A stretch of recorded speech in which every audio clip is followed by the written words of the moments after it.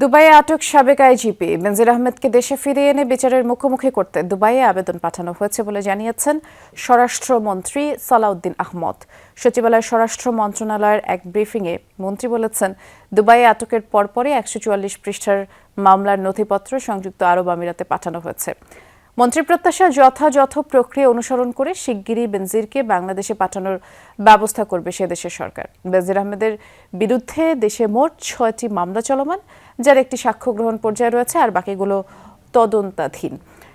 ইন্টারপোলের red notice জারির পর ১২ June দুবাইয়ে বেনজির আহমেদকে আটক করা হয়। একদিন পরে বিষয়টি সংসদকে জানান স্বরাষ্ট্রমন্ত্রী, আর সেদিনই বেনজিরের বিরুদ্ধে মামলার এজাহার, অভিযোগপত্র সহ আনুষঙ্গিক নথিপত্র ফেরত পাঠানোর আবেদন পাঠানো হয় আরব আমিরাতে। নিয়ম অনুযায়ী নথিগুলো বিচার বিশ্লেষণের পর বেনজিরকে ফেরত পাঠানোর বিষয়ে সিদ্ধান্ত দেবে সে দেশের আদালত, আর সেই আদেশ চ্যালেঞ্জ করে আপিলও করতে পারবেন বেনজির। পররাষ্ট্র মন্ত্রণালয় তাদেরও একটি আরবিতে ট্রান্সলেট করার বিষয় ছিল, একটা পিটিশন, সেটা করে ওই বিকেলেই তারা ডিপ্লোম্যাটিক ব্যাগে করে ইউএই গভর্নমেন্টের কাছে পাঠিয়েছে।